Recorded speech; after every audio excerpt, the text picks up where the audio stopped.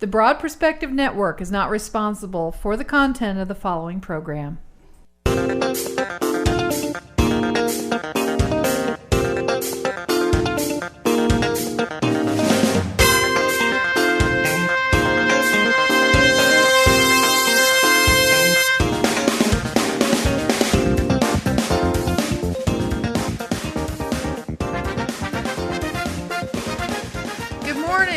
Welcome to The Broad Perspective here on the Broad Perspective Network. I'm Vivian Kamori. And I'm Katie Curley Nelson. We're glad you're with us today. This is going to be part 2 of our interview with a gentleman from Melbourne, Australia, Santos Bonnaci. And he is also known as Mr. Astrotheology. And our visit last week was just over the top, interesting, amazing, informative. Well, I'm having trouble with that word.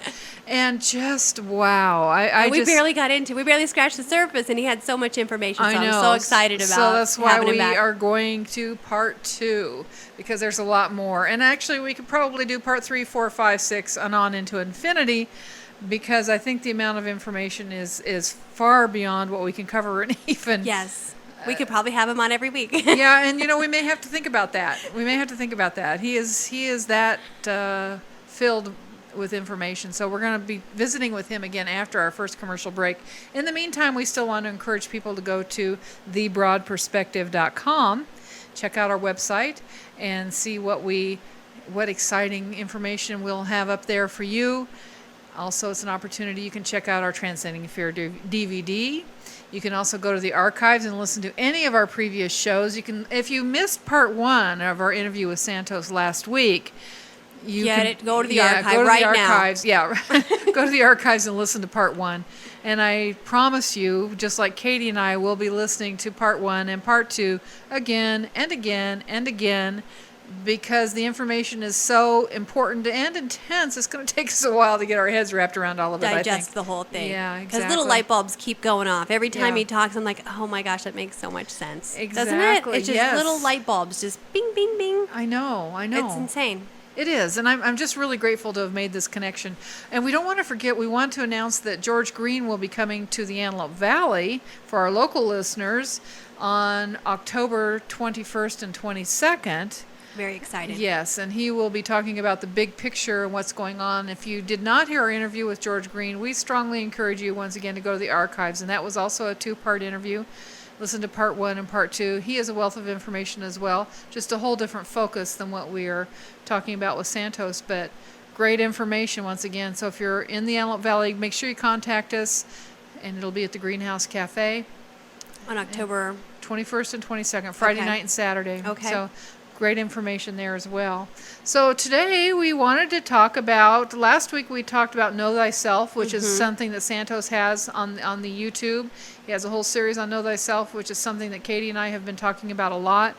And it's important, probably what I said, the most important message that I would leave with anybody in this time that we live in, to get acquainted with really who you are, the depths of who you are. Really, not superficially. And I don't want to hear what you do for a living. I don't want to hear what new outfit you got, or what kind of car you drive, or what diplomas you have hanging on the wall, or how much is in your bank account. I want to know the core of who you are. You want to know the core of who you are. But today we thought we'd expound on it just a little bit and talk about what, Katie? Our inner voice. There you go. There you go. Taking it a little deeper. Yeah. Know yourself, but also listen to yourself. Yes. Because I think deep within you, you have the answers. The answers are within you. Right. If you could clear your mind and open it up and truly listen. Exactly. And a lot of times, it's not just the answers. Once we know the questions, then we know the answers. But most of the time, we have not come up with the question, and so the answers are eluding us because we haven't posed that important part. The right question. Exactly. You're so right. I tell people that all the time. You want to know the answer? First, you have to know the question. So you're so right. That's right. Exactly.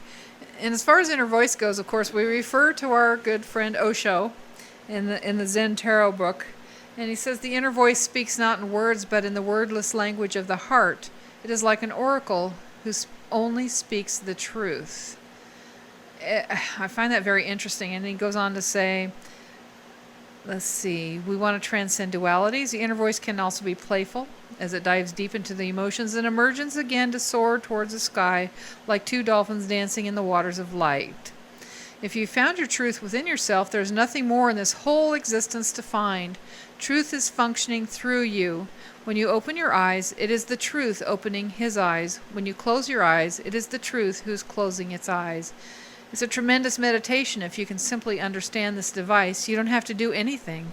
Whatever you are doing is being done by truth. You are walking, it is truth. You are sleeping, it is truth resting. When you are speaking, it is truth speaking. If you are silent, it is the truth that is silent. Wow. That is outstanding. Right.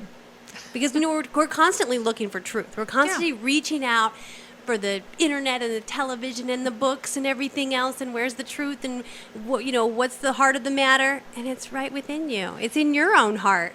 It is, because the truth is your truth, Katie, is your truth. Mm-hmm. My truth is my truth. They may be the same and they may not, but they're individualized. Yeah, that's like that quote from Jesus Christ Superstar. Okay, which is what? When Pontius Pilate asked Jesus, what is truth? Is truth unchanging law? We both have truths. Are mine the same as yours? So, I mean, I know the whole movie by heart. It's my favorite movie. What's the buzz? Tell me what's happening. Yeah, right? Okay. But it's true. Like, what is truth? Is truth unchanging law? And I think that's one of the reasons I'm kind of drawn to the Hermetic principles, because I feel like that's unchanging law. It's cosmic galactic principles that are unchanging. So that must be true. But then again, we both have truths. Are mine the same as yours? Sometimes they are. Sometimes. Does that make it any less true because it's your truth or because it's my truth? I don't know. That's pretty deep. Are they both truths? Yeah, they are. They would have to be. Yeah, they are. I guess. Sure they are. Because it's your perspective and your reality of that truth. So one thing we know is that the information that Santos presented in last week's show rang true to both of us. That's true. And so that's both of our truths. Exactly. So it's both of ours, and it obviously it's his as well, since he's presenting it. And he's going to expound on that today. One thing we did want to mention is that for some people, when we're talking about the astrological aspects of this, sometimes they feel that perhaps it doesn't leave room for a deity or for spirituality or universal force, which I feel is actually quite the contrary. That's my truth, that's the contrary. But I think it explains it more. Yes. I think the problem with science and the trying to figure everything out scientifically is because they've left out the creator out of his own creation. Yes. Do you know what I mean? Yes. So that's where I think both sides are wrong. Not wrong. I guess I shouldn't say that. And that's your truth. That's my truth. But both sides need to see the full picture, where the science needs to open their mind, and theologists need to see the structure that the creator has put in place as well. I think they're both kind of lacking. Until they come together, not going to figure it out. And that's what I think Santos does. Right. Well said. Yeah, exactly. Until they come together, there stands the potential to always have these conflicts. And you're absolutely right. You hit the nail on the head. That is what Santos does. He brings it all together. He does merge science and spirituality in such a way, in my opinion, it's almost irrefutable. There's always somebody that's going to try to refute things. But we're going to learn in these next 45 minutes that we have remaining of our show how all this merges together, because he does a brilliant job of presenting it. And I know you feel the same way. We're really honored to be able to spend this time chatting with him. So we're going to be back in just a few minutes with more of The Broad Perspective here on the Broad Perspective Network and our chat with Santos Bonnaci. Life is good.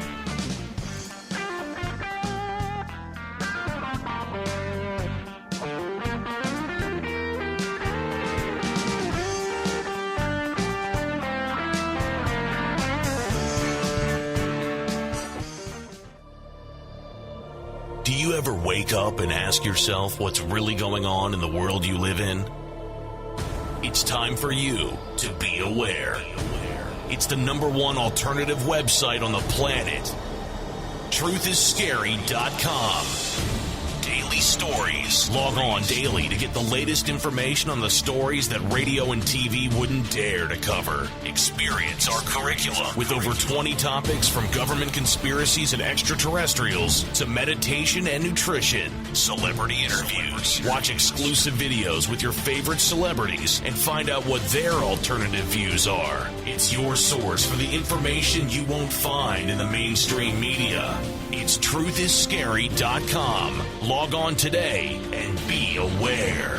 Truthisscary.com.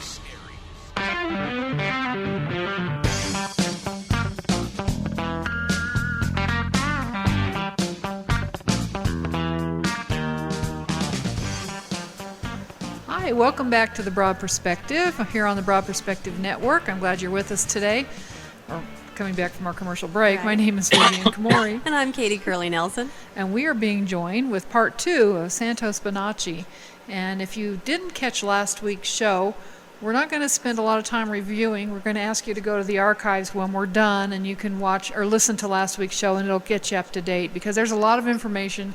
And even in this short period of time that we have left for today's show, we're not going to even remotely begin to cover it all. So you can go to thebroadperspective.com and you can go to the archives and look up And part we'll- 1 of the show. Yes, and we'll have that on the archives. So once again, if you didn't get a chance to hear last week's show, go to the archives and listen to it, and you'll catch up with what we're talking about, because the information that Santos is kindly, very generously, through a lot of research and reading and time and his wisdom, and he's brilliant beyond description, he's sharing it with us, with our listeners today, and we have a really, really heartfelt gratitude.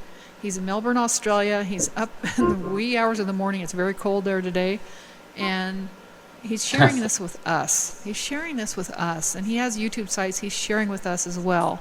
And so we really need to express our gratitude, but tune into his YouTube videos. Let him know how much you appreciate this information, because there's not a lot of it out there.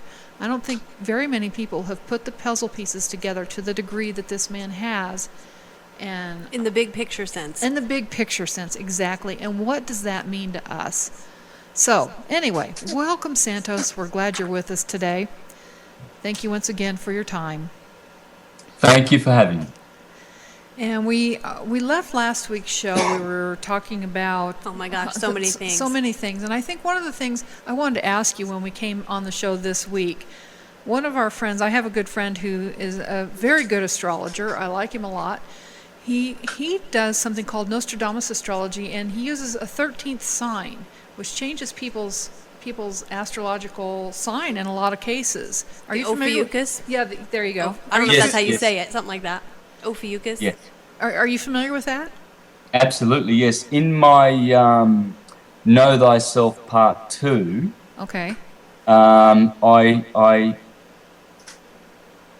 draw on the whiteboard. I have a beautiful big whiteboard there, and Yeah, I you draw there the constellation of Ophiuchus. Mm-hmm. Now, Ophiuchus is a very interesting sign of the zodiac, because it sits there and it certainly does occupy, I think it's 19 degrees of the belt of the zodiac. Okay. Wow. Now, if you see my video presentation, Know Thyself Part 2. I've seen most of it, not all of it. Yes, most of that yes. one. Well, I'm now encouraging the listeners to watch that, and this is what they will see. I draw up the plane of the Milky Way galaxy. Goes straight through the middle of the board. Mm-hmm. So there you have the Milky Way galaxy, and going through that at 60 degrees is the ecliptic of the sun. Right. That's the path that the sun takes as it goes through the signs of the zodiac. Now, where it crosses the galactic plane, I've drawn this on the board. The galactic plane goes straight through the middle of the board horizontally, and then at 60 degrees, you've got the ecliptic of the sun. Where it crosses, where they intersect, that is the center of the Milky Way galaxy. Okay. And Scorpio sits above that, and Sagittarius sits below that. And the arrow of Sagittarius is pointing to that center, And the tail of Scorpio is also pointing to that center. In between the tail of Scorpio and the arrow of Sagittarius is the center of the Milky Way galaxy. And Ophiuchus has 1 foot right there. And superimposed over the Milky Way galaxy, I've put a figure of a serpent eating its tail, the Ouroboros, because that's where it is.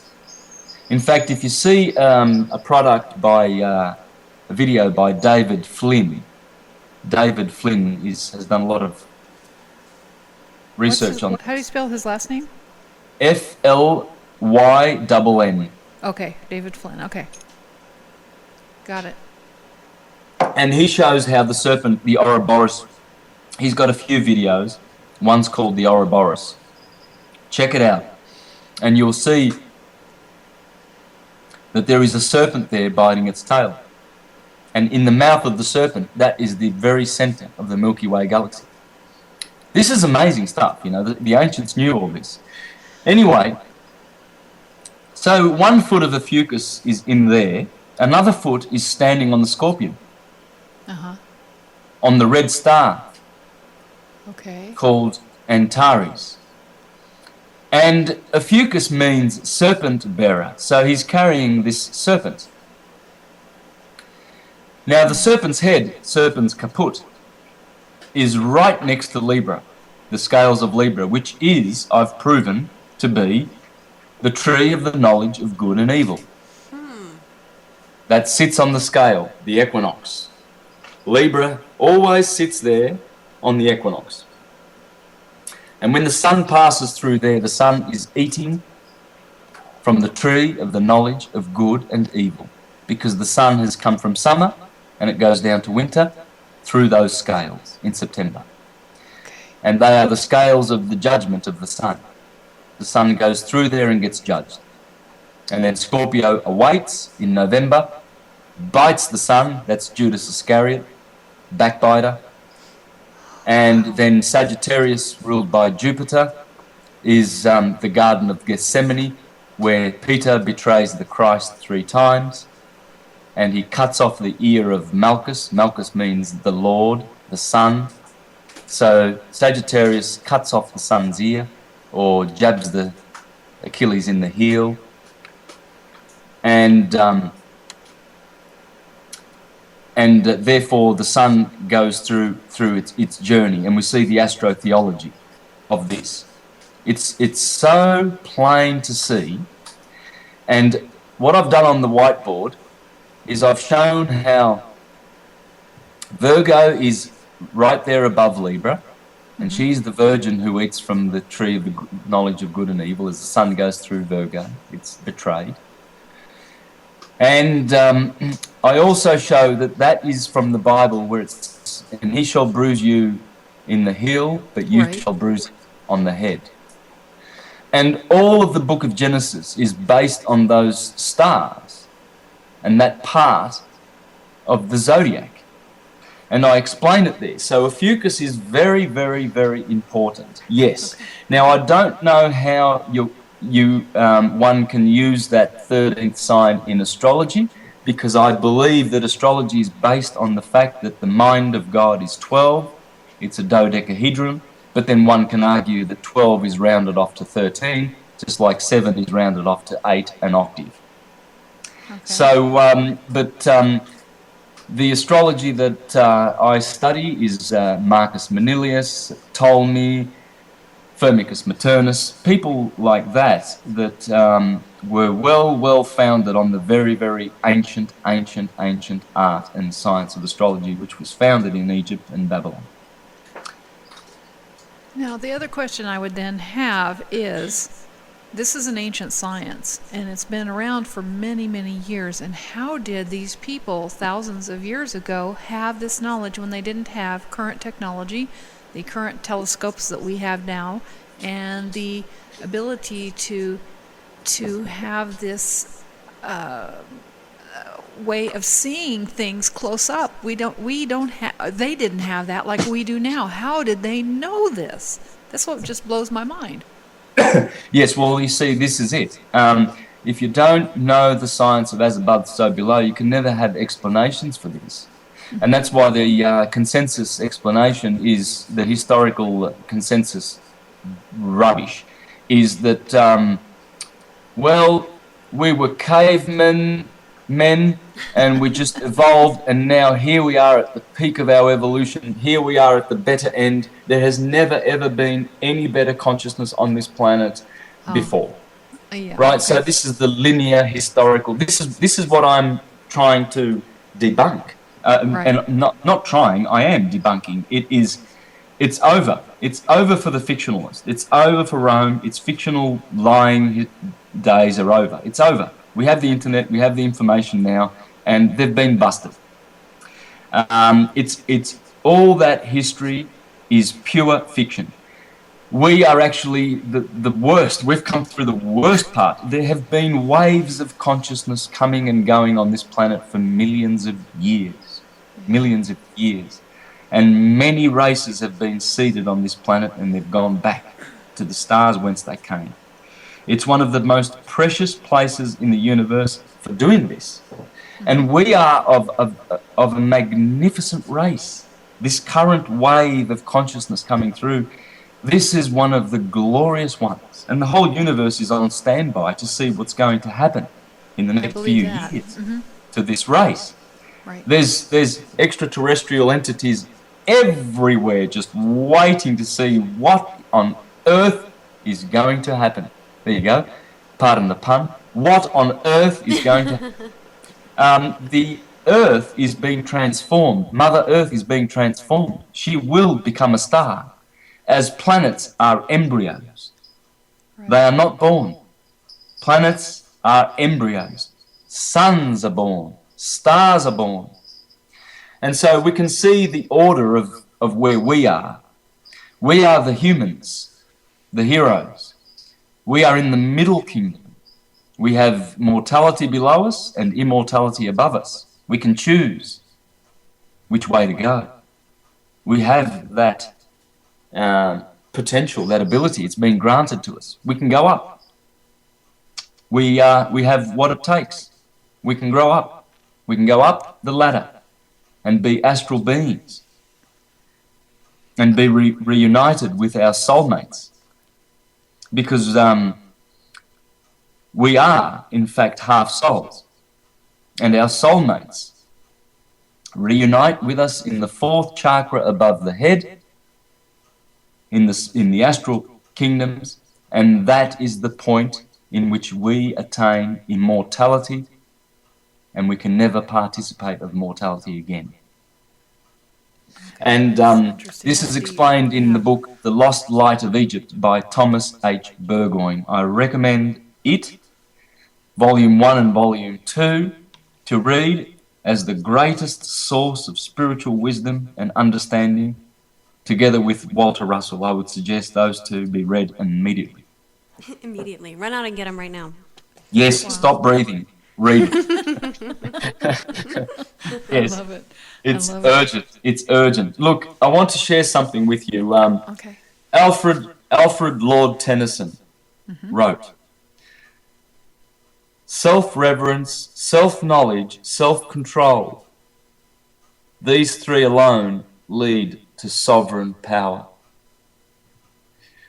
Self-reverence, self-knowledge, self-control. Now, self-knowledge, wouldn't that be man, know thyself, and you will know the heavens and all of its gods? Yes. It would. And Walt Whitman said, "And nothing, not God, is greater to one than oneself is." So, the These guys get Hopis, so smart. the Hopis said, Yes. the Hopi elders said, "All that we do now must be done in a sacred manner and in celebration, because we are the ones we have been waiting for."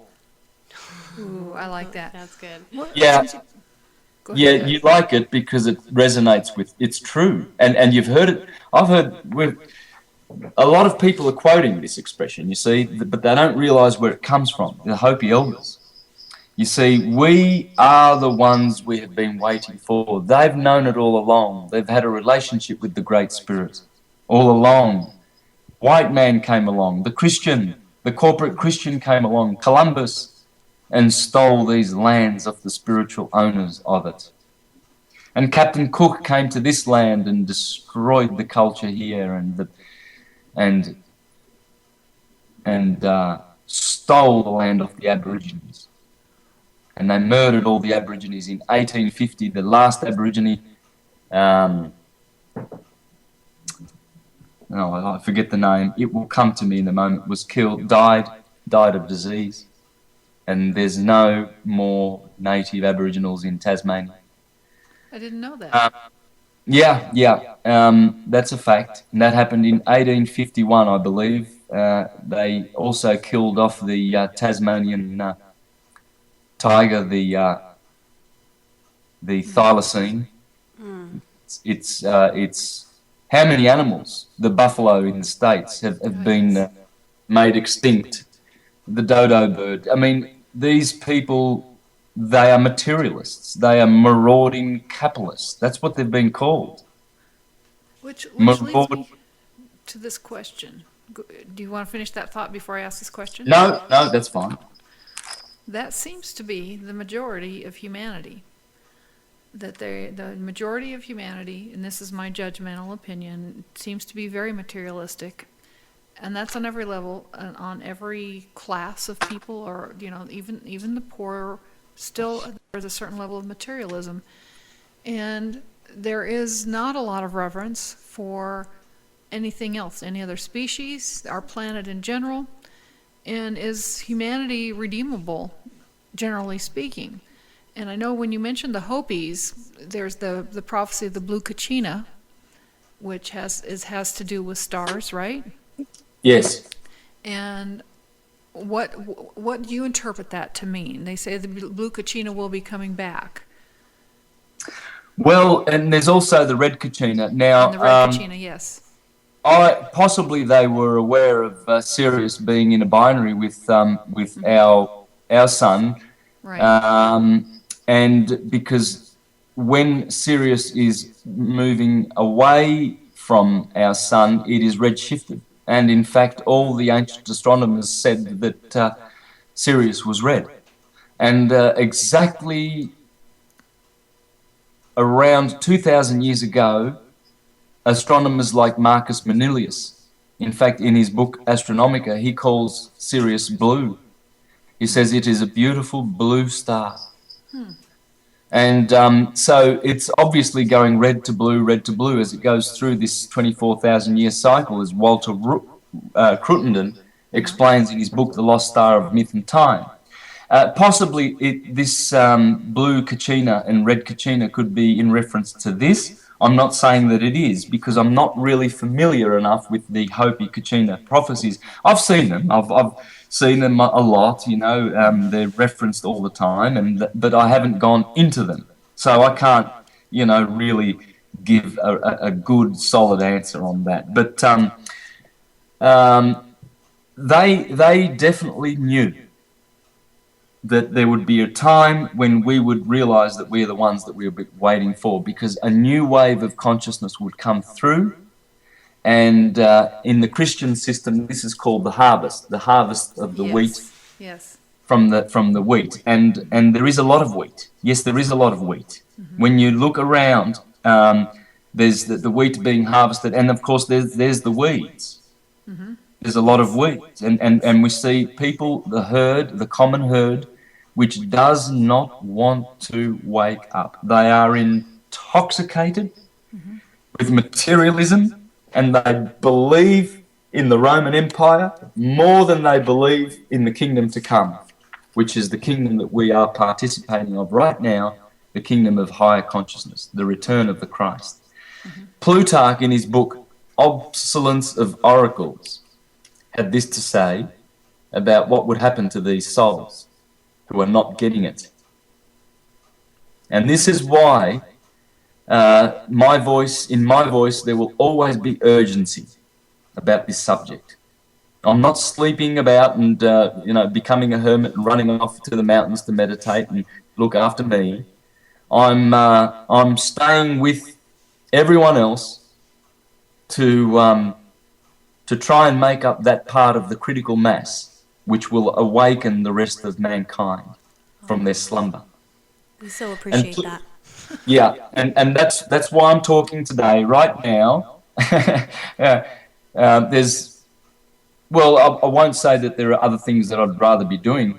I would rather be teaching this. I would rather be sharing this than anything else in the world. But I would also love to be just enjoying myself up in the mountains in the Victorian Alps where my brother lives, and and he's offered me to stay there and live with him, and he loves my work. He's a big supporter of what I'm doing, and my family have mostly been saved from the Jehovah's Witnesses by this knowledge.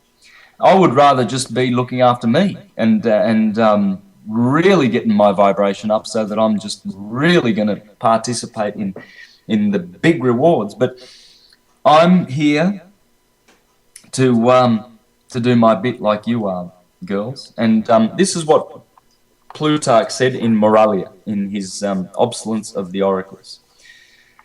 Others postulate a transmutation for bodies and souls alike, in the same manner in which water is seen to be generated from earth, air from water, and fire from air. As their substance is borne upward, even so from men into heroes, and from heroes into demigods, the better souls obtain their transmutation. You see, that's why we're here. We're transmuting. We are lead into gold. But from the demigods, a few souls still, in the larger reach of time, because of supreme excellence, come after being purified to share completely in divine qualities. So he's talking about our time when we would share in divine qualities by purifying ourselves. The purification of the soul. We purify our minds, our souls, our physical body by the way we think and act and eat and drink.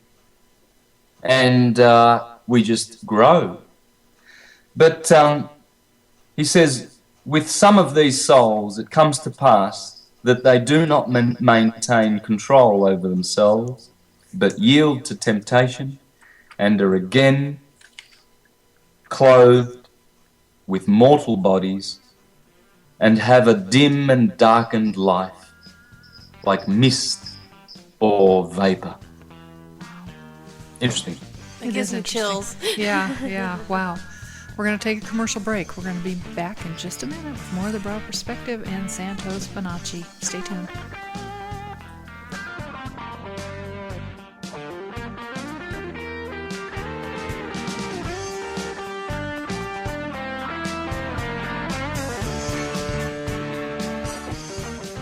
It appears we may be living in turbulent times. Are you prepared? Find out. Go to www.72hours.com. That's www.72hours.com for more information on home safety, pet safety, water, resources, training, and community support. We can always hope for the best, but it's good to be prepared for the worst. Get involved, get ready, get informed. Go to www.72hours.com for more information. This is brought to you by The Broad Perspective, a public service announcement.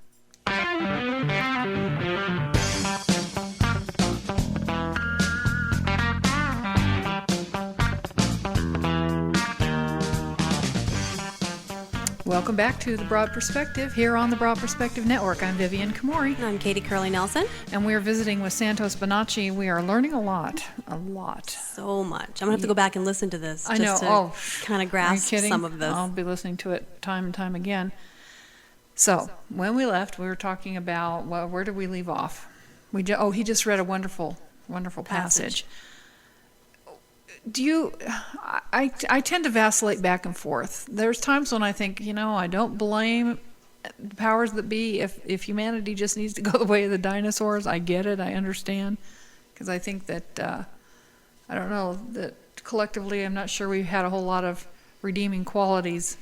But there are just a few that, you're right, you gave me a lot of hope when you said, we're helping assist everyone else to wake up, to understand that there is something greater, a greater consciousness is forthcoming. Now, on that wave of consciousness that you're talking about, now that was already pre-planned, is that correct?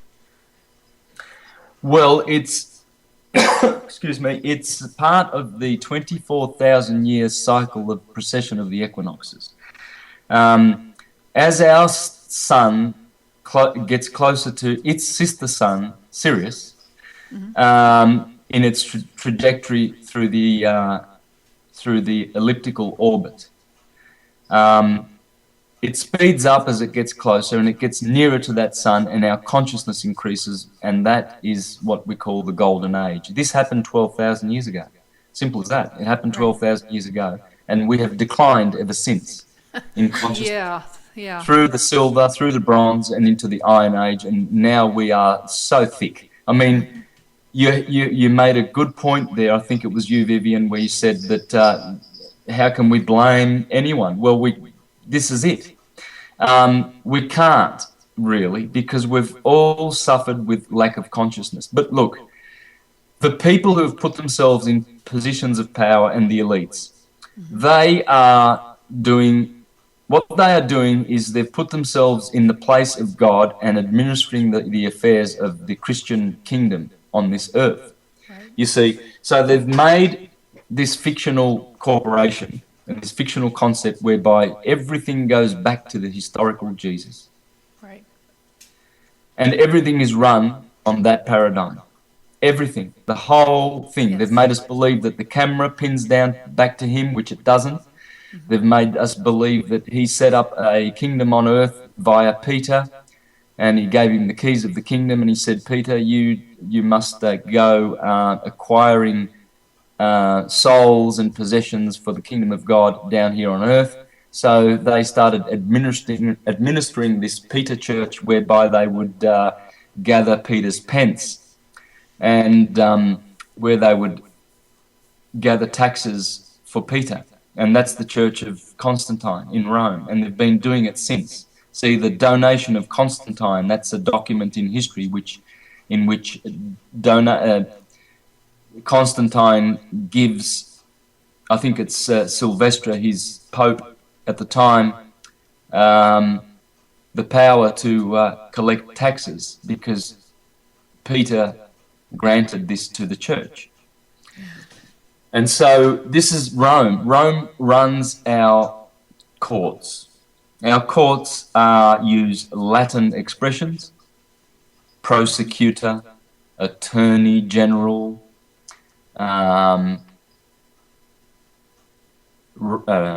writ, summons, Habeas corpus. Yes, it's the Latin church, and the Latin church is the Saturnian church. Saturn is Latin. One only needs to read the great classical Roman writers, like Virgil in the Iliad, who says, we Romans, we Latins, never forget that we are Saturn's people.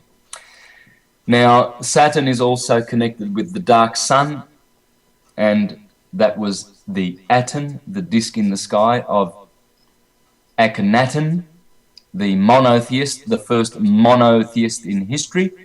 Now, so this Saturn church, you see, Saturn is the Grim Reaper, and he sits on the bench, the bank. Where the judge that sits on the bench, he's working for the banks. Right. And like hand in glove, the judiciary and the banksters, they are just collecting on the monetization of sin. You see, they've monetized sin because they are... If you're going to monetize anything, you might as well monetize sin, right? Yeah, exactly. You've been a naughty boy, so we're going to summons you to a hearing. And you have to confess to good old Padre sitting on the magistrate sitting on the bench, who's collecting money for the bank, because they get paid if they win. Yeah. They don't care about justice. They think in terms of how many wins can we push through this sausage factory Very true. and cash in the bonds because they create a constructive trust. Every court case is a constructive trust, and they're administering trust law. Now, Dean Clifford is the best guy in Canada who's teaching all this. Get on to Dean Clifford now. Dean He is the Clifford. best. Dean Clifford. His videos are the best to understand the trust law that is going on, and Rome is administering this. Okay. You're giving us And enough so work to we keep see, busy. yeah, that they have kept us busy. The Inquisition is alive and well. Wow, I don't like that. I don't like that at all. No, we don't. And you remember the story of David and Goliath, don't you? Sure. Yeah. Well, we are David, and we've arrived on the scene. And I suggest that they put themselves into their new facilities, the FEMA concentration camps, detention centres. I suggest they start hurting themselves in there right now, and not to wait for us to do that with the justice that is coming. I reckon they want to go in there right now, the Rothschilds, the Queen, the Pope, the Cardinals, the Bilderbergers, the Trilateralists, the Bush types, the George Bush types, from Prescott to Grant to George Bush Sr. to the little boy. George W. Yeah, George because W. from my understanding, the ruling elite are onto it, that this house of cards that they've built is starting to fall It's apart. starting to collapse. Oh, it's over. It is over. It's gone. Rome. It's all Rome. Please don't think that America has any power without Rome. I know Please that. don't think that. Yeah. It's all run America- by the Vatican, right? Yes, the Vatican just treats America and its constitution as though that's a settlement. It's another settlement. It's just a settlement. In fact, that's why they have the Bank of International Settlements, because we are on a settlement. In fact, the Treaty of 1493 with the Columbus family, Columbus meaning the Holy Dove, Christopher meaning bearer of Christ, the Treaty of Tesadillos that they signed in Portugal gave the Vatican all the land of the Americas. Right. I heard that. Yeah. Yes, and so you're living on a settlement, people. You're living on Bob Dylan's Maggie's farm. And it's a plantation, and you've been enslaved. Yeah. And time to reclaim dominion, and time to tell the Vatican, you have to shut up doors. We don't require your services anymore, you buffoons and criminal, evil elite. Your time's up and it's over. Repent or perish. And they will. In So one what do way we or do? What's another. the first step? Oh, the first step is this, knowing this information that I'm sharing with you. That's the first step. Know who you are. Like Walt Whitman said, there is nothing, not even God outside of you, that is greater than you. And the words of Leonardo da Vinci, if you find from your own experience that something is a fact and it contradicts what some authority has written down, then you must abandon the authority and base your reasoning on your own findings. This is what I'm sharing. I'm showing people clearly that the facts of the Jesus fiction story is based on the Julian Corporation and the Flavians and the Constantine family and the Pippins and all these buffoons, the Piso family and the Rothschilds. And they own this corporation and they've sold it as history. It's not. It's absolutely wrong. It's erroneous. It can be proved beyond a doubt, and I've done it in my videos, that it is all a house of cards. It's a fiction. Roman's calendar is over. The Julian Gregorian calendar is over. People waking up at 6 o'clock in the morning at the alarm to race off to fulfill their jobs, that day is over. People are realizing all we need is food to put in our mouths, a little bit of shelter and some clothes, and that's it. We don't need the new iPad. We don't need the new Mitsubishi. We don't need another investment property or 2 or 3 or 4. They are just molecules in motion. I think people have woken up to the spiritual reality, and materialism and capitalism and Rome's calendar and alphabet and law and democracy and all its pathetic services and all its Christian incorporated churches can go to hell. And they will. And it's wakey times, and it has to be done.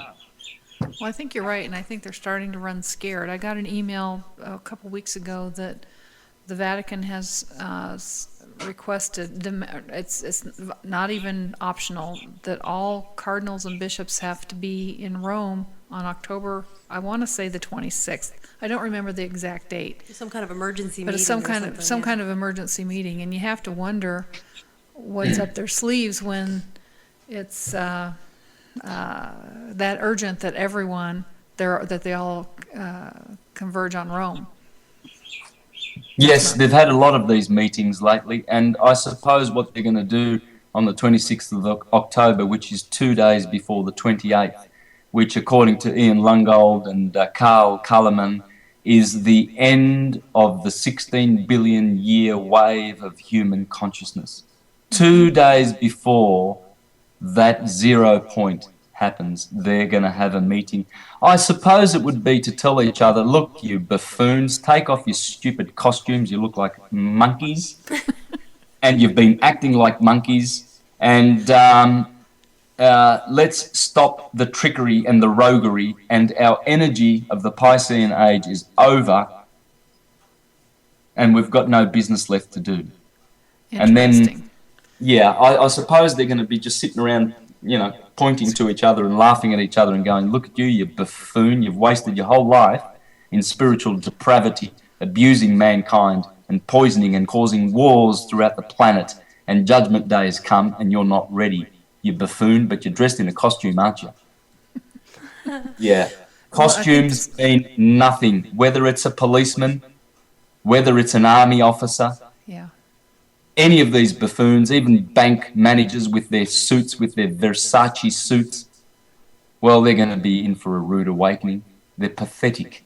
They all believe in climbing the corporate ladder. And as John Lennon said in Working Class Heroes, yes, there's plenty of room at the top still, as long as you learn how to smile as you kill. And these people, I've seen them. I see them rushing off to work. They're all killers. They're killing their own families. They're killing themselves, trying to climb the corporate ladder, serving Rome with jobs. What for? Why do you need jobs? Well, why? Just because you believe in the American dream, materialism. Yeah. That's the American dream, materialism. It's not freedom anymore, like Benjamin Franklin said. I've given you a republic. If you can keep it, you buffoons. Yes, exactly. But sure enough, the banksters came in and the politicians slept with them, and the industrialists like your J.P. Morgans and your Rockefellers come in with their oil and their money and controlling the electricity supply and everything else, every control. And America slipped into a democracy, didn't it? And a democracy is mob rule. Yeah, no, you're absolutely right. And the mob, I can guarantee you, if it's not 51%, will be all those corporate Christian organisations causing division in your community. The Baptists are not there to unite you. The Jehovah's Witnesses are not there to unite you. Neither are the Mormons, neither are the Pentecostals, or any of them. And we need to wake up to this. They are there to interpret and divide, and conquer. And conquer they have. They are the voter base for George Bushy to bring democracy to Iraq. Well said. We got to take another commercial break. Yep. Stay tuned for more of The Broad Perspective and Santos Bonnaci. We'll be right back.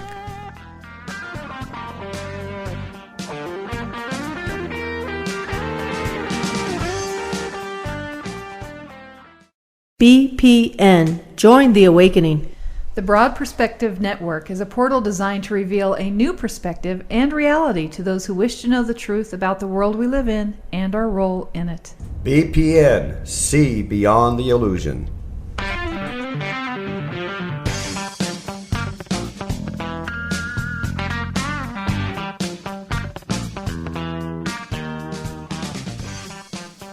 Welcome back to The Broad Perspective here on the Broad Perspective Network. We're wrapping up our conversation with Santos Bonnaci, and what a conversation it has been. Wow.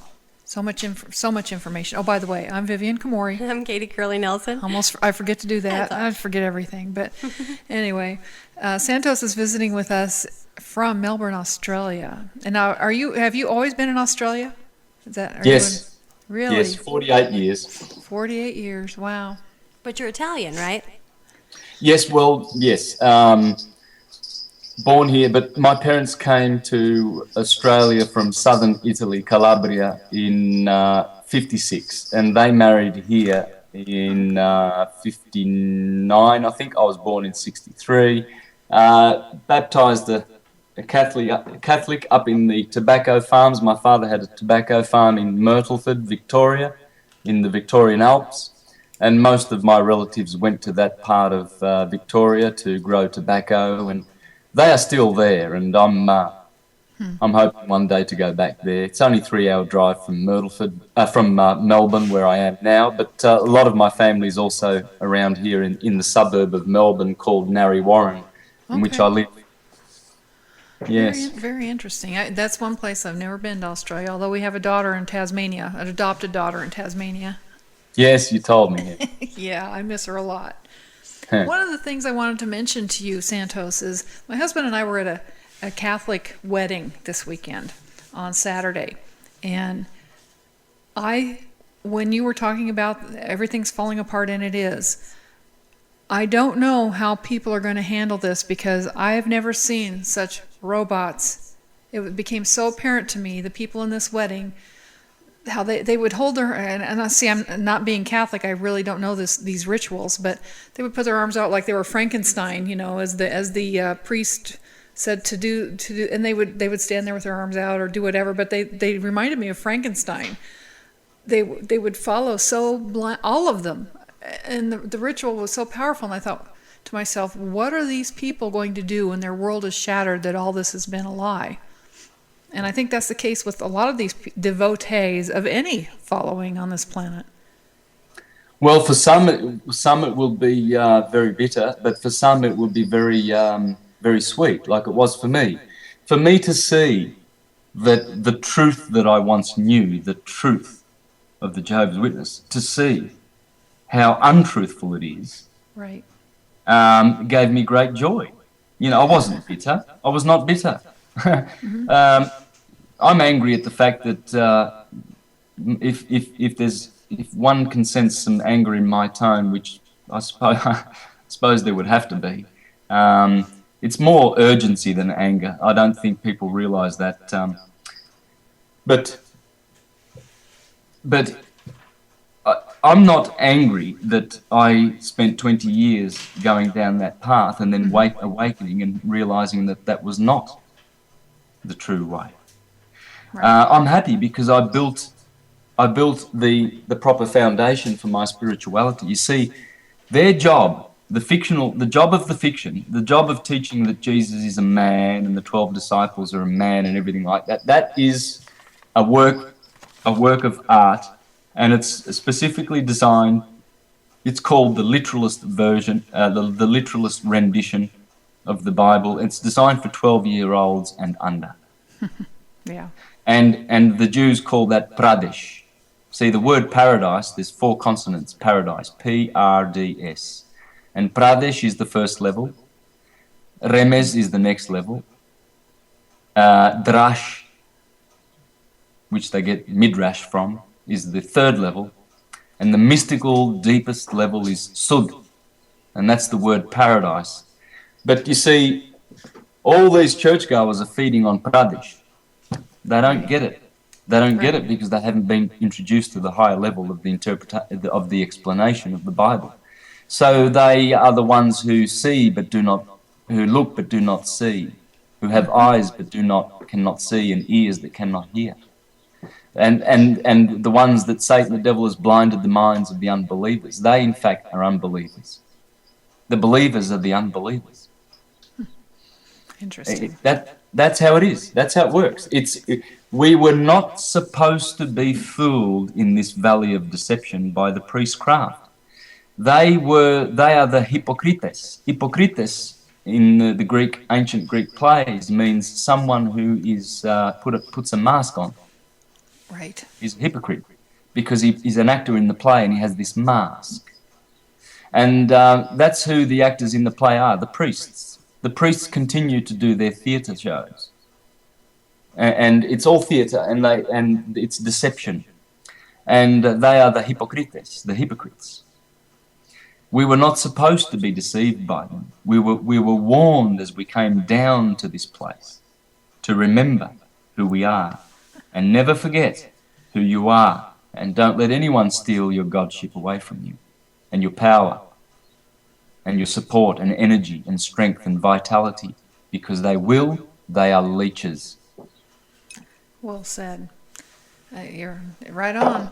So then the next question is, as we come into this awareness and we realize that we have to know ourselves, because I do think, maybe I'm wrong, perhaps you can enlighten me, maybe I'm way off base on this, that we are headed into some challenging times. As all this does, as these constructs do start to fall apart, and we start to understand that things are not what they have appeared to be, many people are not going to react well. Some will, some won't, but I do think that we could have some chaos. Am I correct there, or am I way off base? It remains to be seen. Okay. It remains to be seen. Look, it's going on already in the Middle East. Yes. There's murder and chaos in those countries. You think Egypt's got on its feet yet? No way. No way. It's got a long way to go. Libya.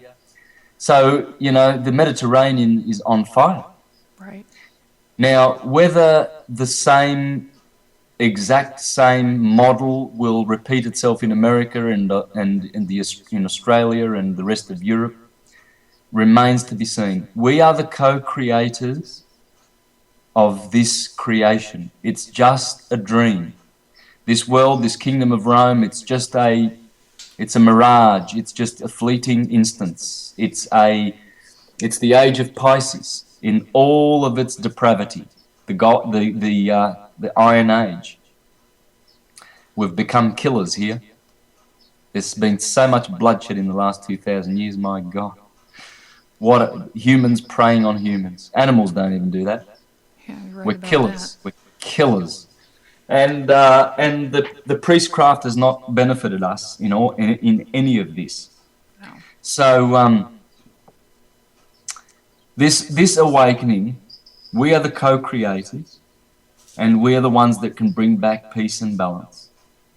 And that's why these interviews that you're putting on is going to be a blessing to mankind.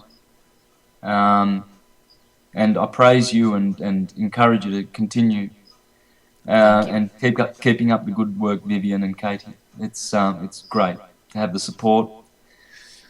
Well, I appreciate that. Thank you. Hopefully we can affect the change and soften the blows of what may come down the line. But surely, if there's going to be some chaos and trouble, it will be followed by peace and order. It must be. It will be.